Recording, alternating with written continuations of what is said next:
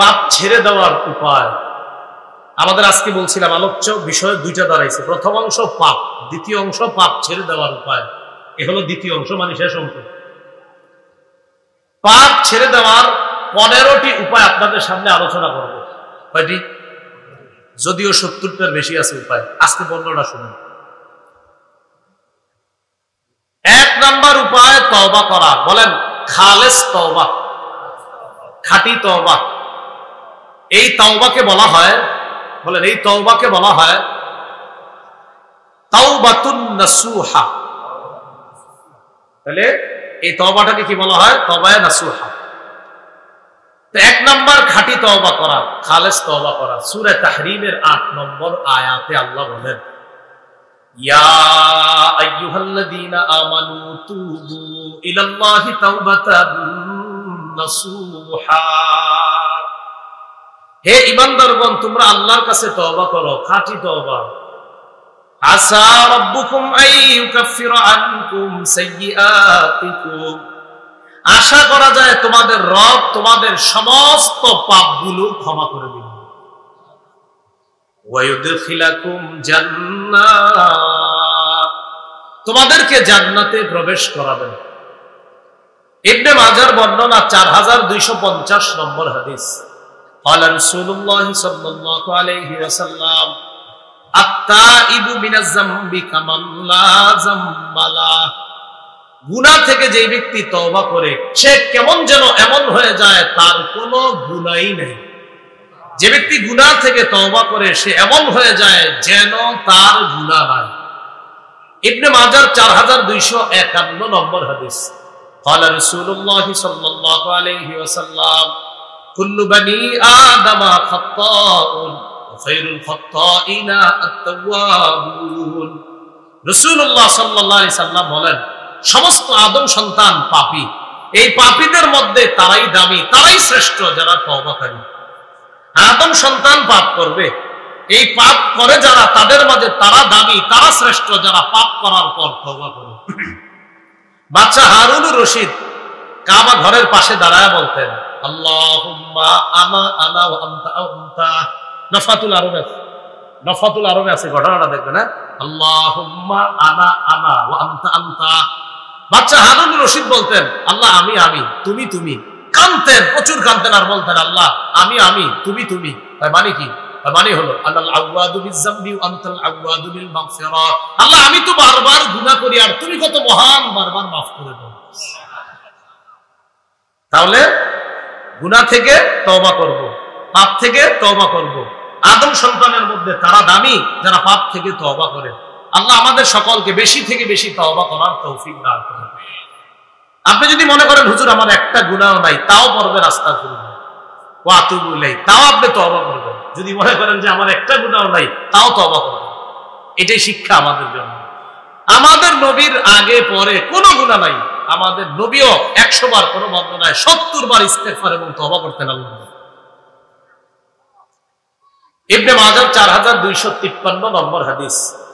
قال رسول الله صلى الله عليه وسلم ان الله لا يقبل توبة العبد ما لم يغرغر। আল্লাহ বান্দার তওবা ততক্ষণ কবুল করেন যতক্ষণ তার প্রাণ কণ্ঠাগত না হবে। যতক্ষণ তার প্রাণ কণ্ঠাগত না হবে, মানে প্রাণটা বের হবে হবে, এখানে আসতেছে কণ্ঠনালী, এই পর্যন্ত আসার আগ পর্যন্ত তার তওবা কবুল করে। তো আপনারা তো অনেকে শিওর যে হুজুর আমার এখানে আসলে এরপরে তওবা করবেন, কারণ আপনি তো জানেন অমুক দিন আপনারা আসবে, এরপরে তওবা করবেন নাকি? বিষয়টা এমন না। বিষয়টা তওবার গুরুত্ব রাসূল বুঝাইতেছে যে এই পর্যন্ত কণ্ঠাগত হওয়ার আগেও যদি কেউ তওবা করার সুযোগ পায় আর তওবা করে, তার তওবা কবুল হয়ে যাবে। কিন্তু আমি আপনি তো জানি না কখন আমাদের প্রাণটা এখানে আসবে, তাই এখনই এই মুহূর্তে মনে মনে সবাই তওবা করুন। তিরমিজির বর্ণনা 3538 নম্বর হাদিস। এই হাদিসের মধ্যে আসছে قال رسول الله صلى الله عليه وسلم لله أفرح بتوبة أحدكم من أحدكم بضالته إذا وجدها। তিরমিজিতে হাদিসটা শর্টে আসছে, মুসলিমে হাদিসটা এই বড়। তো মুসলিমের লম্বা অংশ হাদিসটা একটু সহজে শুনেন। এক ব্যক্তি সফরে বের হয়েছে, সফরে তার সাথে বাহন আছে, বাহনের মধ্যে তার খানা পানি আছে, সফরের পাথেও আছে, টাকা পয়সা যা দরকার, তো ওই যুগের টাকা পয়সা যা বুঝায় তা আছে তার সাথে। অর্থাৎ সফরে যাইতে তার খরচাদির জন্য স্বর্ণ রূপা দিনার দিরহাম যা দরকার তা আছে তার কাছে। বের হওয়ার পর এক জায়গায় গেছে, যাওয়ার পর হঠাৎ ক্লান্তি আসছে, তার শরীর ক্লান্ত হওয়ার পর এক জায়গায় বসছে, বসার পর তার চোখে হঠাৎ ঘুম আসছে, ঘুমায় গেছে। ঘুম থেকে উঠছে, উঠার পর দেখে তার বাহন নাই, তার খানা নাই, তার পানি নাই, কিচ্ছু নাই, সব শেষ। টেনশনে বইরা গেছে, কি করবো, বাসায় ফিরে যাবো না, বাসায় ফিরে গেলেও মারা যাবো, তাহলে যেখানে যাবো সেখানে রওনা করবো না, সেখানে গেলেও মারা যাবো, কারণ আমার তো সফরের পাথেও নাই, বাহন না থাক, খানা পিনা থাকলেও হইতো একটা, কিন্তু খানা পানিও তো নাই আমার কাছে। তো কি করছে, উনি নিয়ত করে ফেলছে, যাক মরণ আসলে এখানেই হবে, বসে থাকবে। তো সেখানে বসে রয়েছে, উনি মারা যাবে, ওই জায়গায় অপেক্ষা করতেছে, খানা পানির অভাবে একসময় মারা যাবে। তো অপেক্ষা করতে করতে আবার ঘুমায় গেছে। ঘুম থেকে আবার হঠাৎ উঠে থেকে তার বাহন, তার খানা পানি উপস্থিত হয়ে গেছে। হাদিসে আসছে ওই লোকটা বিশিদ্দাতিল ফারহি আসছে, বিশিদ্দাতিল ফারহি, খুশির অতিশয্যে। এটা হলো সুন্দর বাংলা। আমাদের কুমিল্লার ভাষায় যদি বলি, খুশির ঠেলায়। সুন্দর বাংলা হলো বিশিদ্দাতিল ফারহি। তো যেহেতু আমরা এখন কুমিল্লা আলোচনাটা চলতেছে, আমরা এটা বলি খুশির ঠেলায়। তো উনি খুশির ঠেলায় বলে ফেলতেছে, আল্লাহুম্মা আনতা আবদি ওয়া আনা রাব্বুক। আল্লাহ তুমি হলো আমার গোলাম, আমি তোমার রব। বুঝেন না? হ্যাঁ, আল্লাহ তুমি আমার বান্দা, আমি তোমার রব। এর কিন্তু মাথা ঠিক নাই যে কি কইছে। আসলে উনি বুঝাইতে চাইছে, আল্লাহ আপনি আমার রব আর আমি আপনার বান্দা, কিন্তু খুশির কারণে মুখ দিয়ে বলে ফেলতেছে, আল্লাহ আপনি আমার বান্দা, আমি আপনার রব। আসলে কিন্তু এটা ওর মনের কথা না, এটা মুখ দিয়ে যে বলছে হে জানেও না। তো রাসূল বলেন, এত খুশি হয়েছে যে মুখ দিয়ে যে আল্লাহরে বলে ফেলছে, আল্লাহ আপনি বান্দা, আমি রব, এটা বেচারা বুঝতে পারে নাই। তাহলে বলো কি খুশি হয়েছে? নবী বলেন, আল্লাহু আফরাহু বিতাওবাতি আহাদিকুম বিন আহাদিকুম বিদাল্লাতিহি ইযা ওয়াজাদাহা। তোমাদের কেউ হারিয়ে যাওয়া উট ফিরে পাওয়ার পর, হারিয়ে যাওয়া বাহন ফিরে পাওয়ার পর সে যেই পরিমাণ খুশি হয়, আর খুশির কারণে মুখ দিয়ে কি বলে এটাও তার মনে নাই, তাহলে বলো কি খুশি হয়? তোমাদের কেউ তওবা করলে এর চাইতে কোটি গুণ বেশি আল্লাহ খুশি। সহিহ মুসলিমের বর্ণনা 2759 নম্বর হাদিস, 2759। আমাদের মাদ্রাসা পাঠ্যপুস্তক অনুসারে সিরিয়ালটা, হাদিস সংখ্যা হবে 3033টা। যদিও মাক্তাবা ইসলামিয়া এখন আবার মুসলিমের তাকরার সহ হাদিসের রকম করছে। আমি যেটা বলছি আমাদের মাদ্রাসাগুলো পুরাতন নুসখা। এই হাদিসের মধ্যে আসছে, قال رسول الله صلى الله عليه وسلم ان الله يبسط يده بالليل ليتوب مسيء النهار ويبسط يده بالنهار ليتوب مسيء الليل। আল্লাহ তার ক্ষমার হাতকে রাতের বেলা প্রসারিত করে, দিনে যারা গুনাহ করে তওবা করে তাদেরকে ক্ষমা করে দেয়, রাতে যারা গুনাহ করে তওবা করে তাদেরকে আল্লাহ দিনের বেলা ক্ষমা করে দেয়। আল্লাহ রাতে ক্ষমার হাত প্রসারিত করে রাখে, দিনের গুনাহকারীরা রাতে রবের কাছে তওবা করবে, আল্লাহ মাফ করেন, আল্লাহ মাফ করেন, রব মাফ করে। আর রাতের গুনাহকারীরা দিনের বেলা বলবে, আল্লাহ মাফ করেন, আল্লাহ মাফ করেন। রব কয়, ক্ষমার হাত তো প্রসারিত করেই রাখছি, তুমি ক্ষমা চাও আর আমি মাফ করি, তুমি ক্ষমা চাও আর আমি মাফ করি। গুনাহ মাফের কয়টা উপায় জানবো আমরা? 15টা। কয়টা শুনলো? একটা, তওবা। 1 নাম্বার তওবা করা। তওবার জন্য 4টি শর্ত। বলেন কয়টি? মুহাদ্দিসিনে কিরাম লিখেছেন 3টি। তো মুহাদ্দিসিনে কিরামের এই 3টার পাশাপাশি ফকিহগণ তারা আরো আরেকটি বাড়িয়েছেন। 3টি শর্ত হলো, 1 নাম্বার গুনাহের ব্যাপারে অনুতপ্ত হওয়া, আমি যে গুনাহ করছি এটার উপর অনুতপ্ত হওয়া। ইবনে মাজাহ 4252 নম্বর হাদিসে আছে, আন-নাদামু আত-তাওবা, অনুতপ্ত হওয়াটাই তওবা, অনুতপ্ত হওয়াটাই তওবা। আপনি মনে মনে কি করলাম আমি, মনে কাজটা ঠিক করি, এই যে অনুতপ্ত হলেন, রাসূল বলেন এটাই তওবা। তাহলে 1 নাম্বার গুনাহর ব্যাপারে অনুতপ্ত হওয়া। 2 নাম্বার গুনাহ থেকে ফিরে আসা, গুনাহ থেকে ফিরে আসা, একটা অনুতপ্ত হবেন, 2 ফিরে আসা। 3 নাম্বার প্রতিজ্ঞা করা, আমি ভবিষ্যতে আর এটা করব না। তাহলে সুন্দরভাবে আরো বোঝা যায়। এইভাবে বলতে পারেন, গুনাহ ছেড়ে দেওয়া, গুনার উপর তওবা করা, অনুতপ্ত হওয়া, গুনাহ ছেড়ে দেওয়া, অনুতপ্ত হওয়া। আরেকটা হলো আমি প্রতিজ্ঞা করা, ভবিষ্যতে এটি আর করব না। তাহলে গুনাহটা ছেড়ে দিলাম। 2 অনুতপ্ত হলাম। 3 প্রতিজ্ঞা করলাম আর এই গুনাহটি করব না।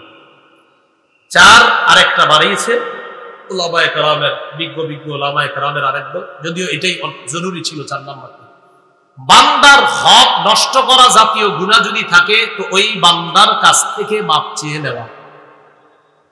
বান্দার হক নষ্ট করছেন আপনি, তো আপনি এতক্ষণ যে 3 শর্ত জানলেন, এই 3 শর্ত হলো আল্লাহর হক নষ্ট করার, যেটা নাফরমানি করছেন তো রব এই 3 শর্তে ক্ষমা করবে, যে আমি আর এই গুনাহ করব না, আমি অনুতপ্ত হইলাম, আমি গুনাহ ছেড়ে দিলাম, তো রব ক্ষমা করে দিবে। তো আরেকটা হলো বান্দার হক নষ্ট করছেন, এটা রব ক্ষমা করবে না। তো যাদের হক নষ্ট করা হয়েছে তাদের কাছ থেকে ক্ষমা চেয়ে নেওয়া, এই হলো গুনাহ মাফের 1 নাম্বার উপায়, তওবা করা। আল্লাহ আমাদের সকলকে তাওবাতুন নাসুহ যেটাকে বলা হয়, খাঁটি তওবা করে যেন আমরা একদম গুনাহ থেকে নিষ্পাপ হয়ে যেতে পারি, আল্লাহ তৌফিক দান করুন। 2 নাম্বার বেশি বেশি ইস্তেগফার পড়া। একটু বলি আমরা আস্তাগফিরুল্লাহ আস্তাগফিরুল্লাহ। এটা পড়তে কি কষ্ট হয়? এটা পড়বেন সব সময়। কৃষি কাজ করেন পড়বেন, বাসে বসে রয়েছেন পড়বেন। সূরা আলী ইমরানের 135 নম্বর আয়াতে আছে ওয়াল্লাযীনা ইযা ফাআলু ফাহিশাতান আও যালামু আনফুসাহুম যাকারুল্লাহ ফাস্তাগফারু লিযুনুবিহিম ওয়া মান ইয়াগফিরুয যুনুবা ইল্লাল্লাহ ওয়া লাম ইউসিররু আলা মা ফাআলু ওয়া হুম ইয়ালামুন। যারা গুনাহ করে, অশ্লীল কাজ করে অথবা নিজেদের উপর জুলুম করে, তখন আল্লাহরে স্মরণ করে, ইন্না লিল্লাহ, আমি কি করলাম, কাজটা ঠিক করি নাই, আল্লাহরে স্মরণ করে। ফাস্তাগফারু লিযুনুবিহিম, গুনার জন্য তখন ক্ষমা প্রার্থনা করে, আস্তাগফিরুল্লাহ আস্তাগফিরুল্লাহ, ছি ছি আমি কি করলাম। আবার সে এটাও জানে ওয়া মান ইয়াগফিরুয যুনুবা ইল্লাল্লাহ, আল্লাহ ছাড়া ক্ষমা করবে কে। ওয়া লাম ইউসিররু আলা মা ফাআলু ওয়া হুম ইয়ালামুন, জেনে শুনে ওই গুনাহটার উপর আর অটল থাকে না, ওই গুনাহটা আর বারবার করে না। তো আল্লাহ রাব্বুল আলামিন ইস্তিগফারের কারণে ওই বান্দার পাপগুলো ক্ষমা করে। সূরা নূহের মধ্যে তো আছে ইস্তিগফারের উপকারিতা। আল্লাহ বলেন ইস্তাগফিরু রাব্বাকুম ইন্নাহু কানা গাফফারা ইউরসিলিস সামাআ আলাইকুম মিদরারা ওয়া ইউমদিদকুম বিআমওয়াল ওয়া বানিনা ওয়া জান্নাত ওয়া ইয়াজআল লাকুম আনহারা। তোমরা ইস্তিগফার পাঠ করো, রবের কাছে ক্ষমা চাও। 1 নম্বর উপকার, ইন্নাহু কানা গাফফারা, আল্লাহ অধিক ক্ষমাশীল, আল্লাহ মাফ করে দিবেন। বিশ্বাস করেন ইস্তিগফার যত পড়বেন গুনাহ তত ঝরবে। আর আজকে তালেবে ইলমের অনেক বেশি, মাদ্রাসা ছাত্র সংখ্যাও বেশি, কারণ মাদ্রাসা বন্ধ। ইস্তিগফার যত পড়বেন গুনাহ তত ঝরবে, গুনাহ যত ঝরবে মেধা তত বাড়বে। এর বেশি ইস্তিগফার পড়া আর গুনাহ ঝরানো, আর গুনাহ ঝরলে মেধা বাড়বে। আর খালি ইলেকট্রনিক মিডিয়া থেকে একটু দূরে থাকবেন, তো দেখবেন মেধা কত ভালো থাকবে। ছাত্র ভাইদের জন্য এটা। তো 1 নাম্বার গুনাহ ক্ষমা করে দিবেন আল্লাহ। 2 নাম্বার ইউরসিলিস সামাআ আলাইকুম মিদরারা, ইস্তিগফার পড়লে এই যে আমাদের বৃষ্টি দরকার হয় না, কেমনে আপনারা মাহফিল করছেন, এর লাগি আল্লাহ দিচ্ছেন। আপনারা তো এলাকাবাসী চাইতেছেন অন্তত আল্লাহ আজকে না হোক, অন্যরা চায় হোক। এই এলাকার যারা এরা মাহফিল করছে না, আজকে নাও। তো যাই হোক, আসলে বিষয়টা এমন না। আল্লাহ যখন বৃষ্টি দিবে আমরা খুশি, এটা আমাদের মাহফিল, এটা হোক না হোক এটা না, আল্লাহ যেটা খায়ের মনে করবে, মঙ্গল মনে করবে, সেটাতে আমরা খুশি। হ্যাঁ, ঠিক না? তো যাই হোক, যদিও মাহফিল আয়োজকরা সবসময় চায় হুজুর বৃষ্টিটা আজকে যেন না হয়, দোয়া চাই। ইস্তিগফার পড়লে 2 নম্বর উপকার, ইরসিলিস সামাআ আলাইকুম মিদরারা, আসমান থেকে মুষলধারে বৃষ্টি। এটার উদ্দেশ্য এখানে রহমত, বৃষ্টির মতো রহমত আল্লাহ নাযিল করেন। যদি মুফাসসিরিনে কেরাম অনেক ব্যাখ্যা লিখছে এটা। 3 নাম্বার ওয়া ইউমদিদকুম বিআমওয়াল, সম্পদের অভাব তো ইস্তিগফার পাঠ করেন। হুজুর টাকা পয়সার অভাব, ইস্তিগফার পাঠ করেন। আল্লাহ বলেন তোমাদেরকে আল্লাহ সম্পদ দ্বারা সাহায্য করেন। 4 নাম্বার ওয়া বানিনা, সন্তান আপনার হচ্ছে না, আপনি খালি অমুক জমুক জায়গায় তো দৌড়ান আর সন্তান চান। তান্ত্রিক মান্ত্রিক আরো কত কিছু লেখা থাকে, অ্যাড্রেস থাকে, সেখানে যান আপনারা। এই তন্ত্র মন্ত্রের কাছে না যায় ইস্তিগফার পাঠ করেন, আশা রাখেন আল্লাহ সন্তান দেন। আরে বানিনা বলছি তো আল্লাহ, তো কেন এতিম করবো না আমরা? আল্লাহ তো বলছে ও বানিনা, সন্তান দ্বারা সাহায্য করবে। ওয়া জাআল লাকুম জান্নাত, যাদের ক্ষেত খামার আছে, কৃষি কাজ করেন, তো এরা কিন্তু ক্ষেতের পাগল, জমির পাগল। আপনাদের জমি জমা দরকার হালাল ভাবে, ইস্তেগফার বেশি পাঠ করেন, আল্লাহ পাক রব্বুল আলামিন জান্নাত বাগান উদ্যানের মালিক বানায়।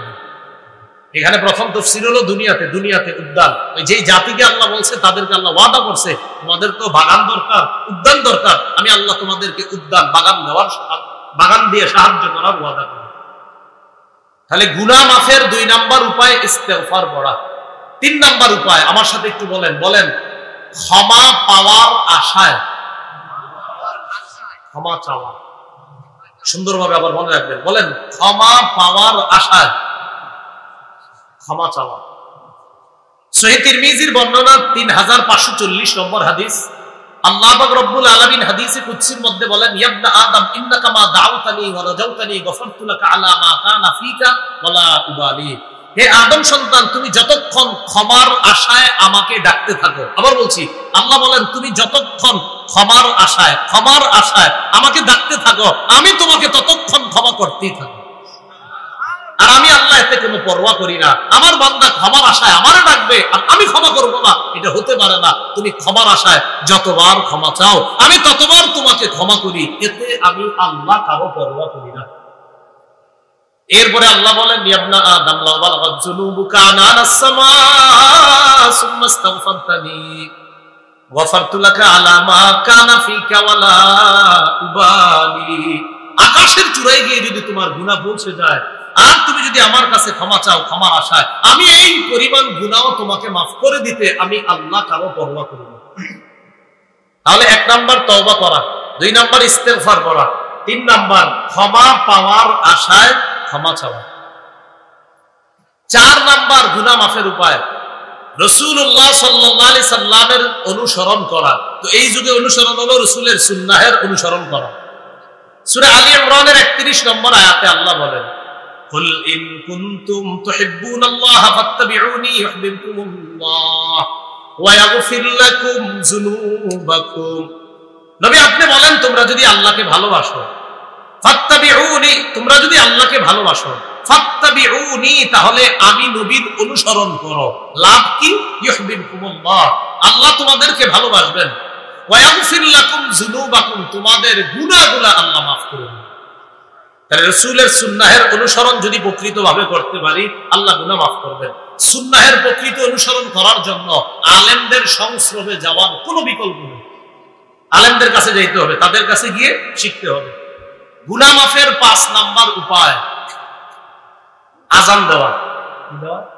এখন কি হইতেছে? আর গুনাহ মাফের 5 নাম্বার উপায় কি এক মিলে গেল বিষয়টা। গুনাহ মাফের 5 নাম্বার উপায় আযান দেওয়া। আবু দাউদ শরীফের 515 নম্বর হাদিসে আসছে, আল মুআজ্জিনু ইউগফারু লাহু মাদা সাউতিহি, মুয়াজ্জিনের আযানের আওয়াজ যত দূর পর্যন্ত যাবে এই পরিমাণ পর্যন্ত তার গুনাহ মাফ করে দেওয়া হবে।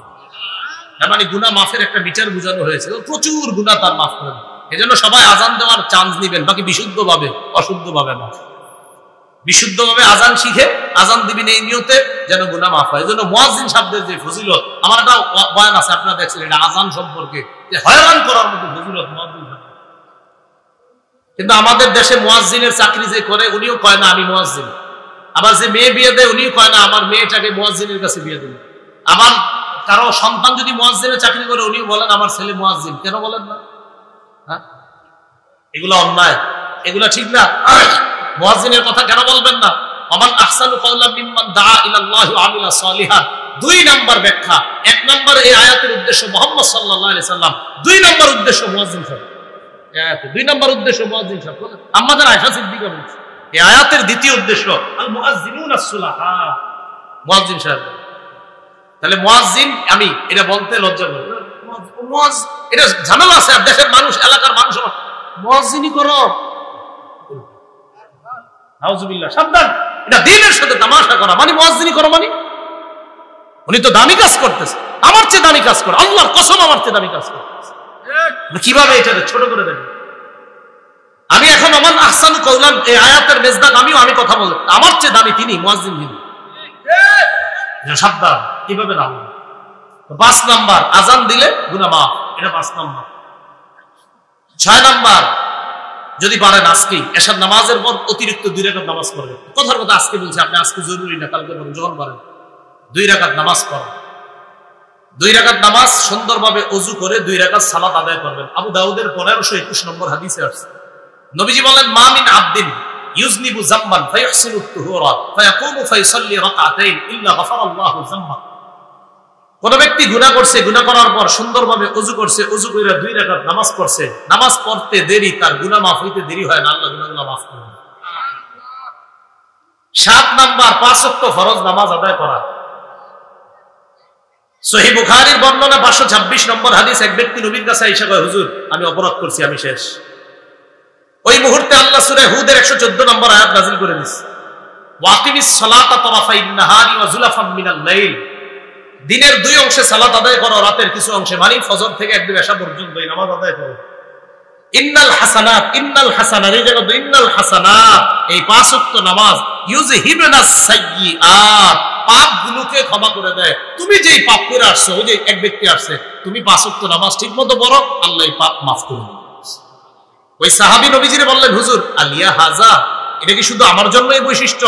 নবী বললেন, না, লি জামিই উম্মতি কুল্লিহিম, আমার সব উম্মতের জন্য এই বৈশিষ্ট্য। সুবহানাল্লাহ। 8 নাম্বার জামাতের সাথে নামাজ পড়া। বলি কিসের সাথে? জামাতের সাথে নামাজ পড়া। এটা বুখারীতে আসছে, আবু দাউদে আসছে, মুসলিম শরীফে আসছে, 2764 নম্বর হাদিস। এক ব্যক্তি নবীজির কাছে আসছে, আয়েশা বলে, আসবতু হাদ্দান ফাআকিমহু আলাইয়া, হুজুর আমি এমন অপরাধ করছি যে অপরাধে আমাকে হদ প্রয়োজন, হদ আমার উপর ইসলামী শাস্তি বিধি বিধান এটা প্রয়োগ করা দরকার। এই মুহূর্তে নামাজের সময় হয়ে গেছে, নবীজি নামাজে দাঁড়াইছে, নামাজে দাঁড়ানোর পর নামাজ শেষ। ওই ব্যক্তি আবার কয়, হুজুর আমার বিষয়টা কি জানি তুমি? হুজুর আমি ওই যে পাপ করছি, আপনার কাছে আসছি। হাদরতাস সালাতা মা'ানা, আমাদের সাথে নামাজ পড়ছো? জি। ও আমাদের সাথে নামাজ পড়ছো জামাতে? জি। গুফিরা লাকা, তোমাকে মাফ করে দেওয়া হয়েছে। জামাতের সাথে নামাজ আদায়, এগুলো কিছু গুনাহ মাফের কারণ। 9 নাম্বার পাপ হয়ে গেলে, বলেন পাপ করলে কই নেই, আমি বলছি পাপ হইলে, পাপ তো করবো না ইনশাআল্লাহ, পাপ হয়ে গেলে সাথে সাথে একটা ভালো কাজ করা। তিরমিজির বর্ণনা 1987 নম্বর হাদিস, নবী তার সাহাবী আবু যর গিফারীকে বলেন, ইত্তাকিল্লাহা হাইসুমা কুনতা ওয়া আতবি'is সাইয়্যাতাল হাসানাতা তামহুহা। আবু যর যেখানে থাকো আল্লাহকে ভয় করো, খারাপ হয়ে গেলে সাথে সাথে একটা ভালো কাজ করবা, তোমার ভালো কাজটা ওই খারাপ কাজকে মিটিয়ে দিবে। কয় নাম্বার গেল? না 9 গেল না। 10 নাম্বার জিকিরের মজলিসে বলা, একবার সুবহানাল্লাহ বলেন। আপনারা এখন বসা জিকিরের মজলিসে, সুবহানাল্লাহ। জিকিরের মজলিসে বসলেও গুনাহ মাফ। সহিহ বুখারী 6408 নম্বর হাদিস, লম্বা হাদিস। আমাদের এই পুরো মজলিসকে ফেরেশতারা বেষ্টন করে প্রথম আসমান পর্যন্ত চলে গেছে। আল্লাহ তাদেরকে লম্বা প্রশ্ন করে, সর্বশেষ আল্লাহ বলে, ইশহাদু আন্নী ক্বাদ গফারতু লাহুম, সাক্ষী থাকো আমি তাদেরকে মাফ করে দিলাম। সুবহানাল্লাহ। 11 নাম্বার বেশি বেশি জিকির করা। কি করা? জিকির করলেও গুনাহ মাফ। যেমন সহিহ বুখারী একটা বর্ণনা আসছে 6405 নম্বর হাদিস, মান ক্বালা ফিল ইয়াউমি 100 মাররা সুবহানাল্লাহি ওয়া বিহামদিহি, কেউ যদি দিনের বেলা 100 বার বলে সুবহানাল্লাহি ওয়া বিহামদিহি, সুবহানাল্লাহি ওয়া বিহামদিহি, সুবহানাল্লাহি ওয়া বিহামদিহি, বাস একটু 100 বার বলে, হুত্তাত খাতায়াহু ওয়া ইন কানাত মিসলা জাবাদিল বাহরি, সমুদ্রের ফেনা পরিমাণ গুনাহ আল্লাহ মাফ করে দিবেন। কত দিল? 11। 12 নাম্বার বলেন হিম্মত করা, এটা বেশি জরুরি। বলেন হিম্মত করা। হিম্মত, আমি গুনাহ করব না, না করব না, না আমি করব না, না আমি করব না। হিম্মত আপনারে আগায় দিবে। সহিহ মুসলিমে আছে, আল মুমিনুল কবিয়্যু খায়রুন ওয়া আহাব্বু ইলাল্লাহ মিনাল মুমিনিদ দাঈফ। তিনি কষ্ট করে গুনাহ করে না, হিম্মত করে গুনাহ করে না, না আমি খালি গুনাহ করি, আমি দুর্বল মুমিন, তিনি শক্তিশালী মুমিন। রাসূল বলেন, শক্তিশালী ঈমানদার আল্লাহর কাছে দুর্বল ঈমানদারের চাইতে দামি। 13 নাম্বার নিয়ত করা। বলেন এই নিয়ত করা। বলে একটু এই নিয়ত করা। আবার এই নিয়ত করা, গুনাহের সুযোগ আসলেও গুনাহ করব না। মানে গুনাহের সুযোগ একটা হলো আপনি নিয়ত করছেন করব না, এই কিছু আছে আপনার অটো নিয়ত। অটো নিয়ত বুঝেননি? জি ইনশাআল্লাহ, জি ইনশাআল্লাহ, মানে এটা অটো, মানে হুদায় একটা নিয়ত করছে, জি হুজুর ইনশাআল্লাহ, এটা একটা তামাশা নিয়ত। নিয়তটা এরকম যে না হুজুর নিয়ত করতেছি যে গুনাহের সুযোগ আসলেও গুনাহ, এটা হলো না জি জি ইনশাআল্লাহ ইনশাআল্লাহ, মানে এটা একটা হয়ে গেছে কেমন জানি, মানে উনি এটা বুঝে যে না এটা কইলাম আর কি, এরকম সুন্দরভাবে নিয়ত করা। গুনাহের সুযোগ আসলেও গুনাহ করব না, কিন্তু পাক্কা নিয়ত করা। এখন মুসলমান একদম ঢালাও ভাবে বলে ফেলে, ঠিক আছে ঠিক আছে, এরকম নিয়ত করা পাক্কা। মান হাম্মা বিহাসানা কেউ যদি একটা ভালো কাজের নিয়ত করে ফালাম ইয়ামালহা, কিন্তু কাজটা করে নাই, কাতাবাহাল্লাহু লাহু ইনদাহু হাসানাতান কামিলা, আল্লাহ তার আমলনামায় একটা সওয়াব দেয়। এই সওয়াবটা যদি সে ওই আমলনামাটা করে নাই তাই এক সওয়াব, যদি করে তাহলে আল্লাহ 1 থেকে 10 পর্যন্ত বাড়ায়। কেউ আরো বেশি লেখছে। অমান হাম্মা বিসাইয়্যা, কেউ যদি গুনাহের নিয়ত করে ফালাম ইয়ামালহা, গুনাহের নিয়ত করার পর সুযোগ আসার পরে গুনাহটা করে নাই, আল্লাহ তাকেও পরিপূর্ণ একটা সওয়াব লিপিবদ্ধ করে দেন। 14 নাম্বার, একটু বলেন আমার সাথে, পাপ ছেড়ে দেওয়ার উপকারিতা জেনে পাপ ছেড়ে দেওয়া, মানে পাপ ছাড়ার উপকারিতা জানবো, যাই না পাপটা ছেড়ে দেওয়া। সূরা নাজিয়াতের মধ্যে আছে, আম্মা মান খাফা মাকামা রাব্বিহি ওয়া নাহান নাফসা আনিল হাওয়া, যে ব্যক্তি তার রবের সামনে দাঁড়ানোর ভয় করে, কুপ্রবৃত্তির অনুসরণ থেকে বিরত থাকে, ফাইনাল জান্নাতা হিয়াল মাওয়া, জান্নাত হলো তার ঠিকানা। সুবহানাল্লাহ, আল্লাহর সামনে দাঁড়ানোর ভয়, তাই ওয়া নাহান নাফসা আনিল হাওয়া, কুপ্রবৃত্তি থেকে নফসকে বিরত রাখে, হেফাজত করে, তার ঠিকানা জান্নাত। 14 নম্বর। 15 নাম্বার, পাপ করার ক্ষতি জেনে পাপ ছেড়ে দেওয়া। বুঝলেন?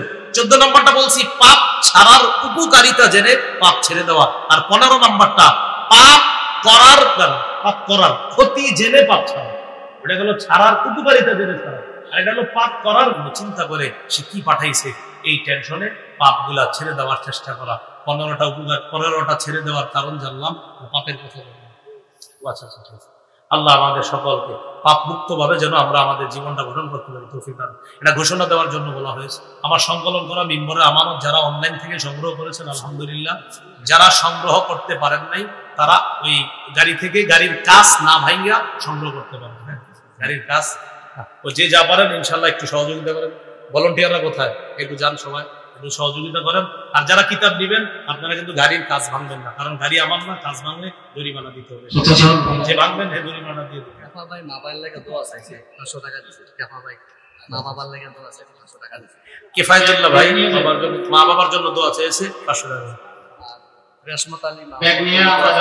রেশমত আলী মা বাবার জন্য দোয়া চেয়েছে, আমরা দান করি।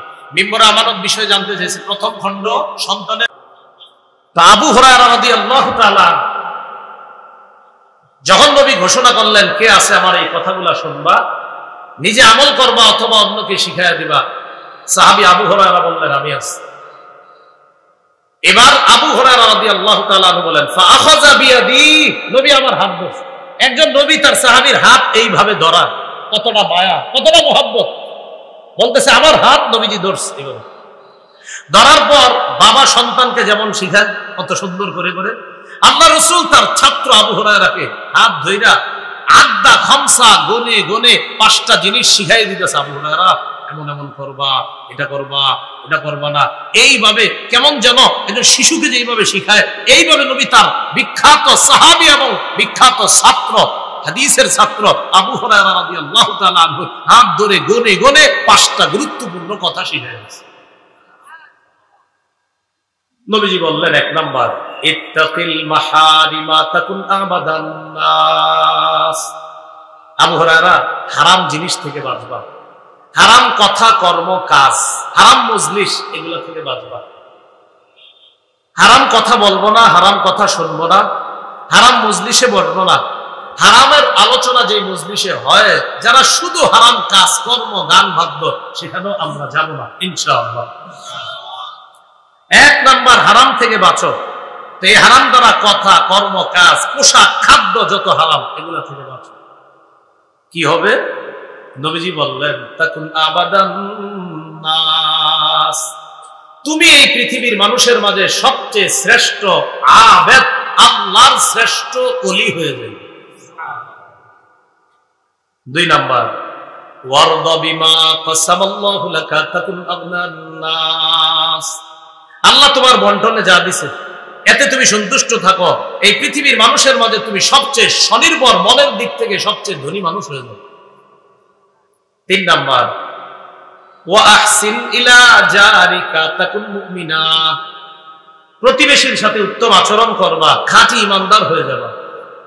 4 নাম্বার, ওয়া আহিব্বা লিন-নাস মা তুহিব্বু লিনাফসিকা তাকুন মুসলিমা, তুমি নিজের জন্য যা পছন্দ করো মানুষের জন্য এটা পছন্দ করবা, খাঁটি মুসলমান হয়ে যাবা। 5 নাম্বার, 5 নাম্বারটা অনুবাদটা সবাই করবো মিলেমিশে। ওয়ালা তুকসিরিদ দিহকা, বলেন বেশি হাসবা না। 5 নাম্বারটা কি? বেশি বেশি হাসবে না।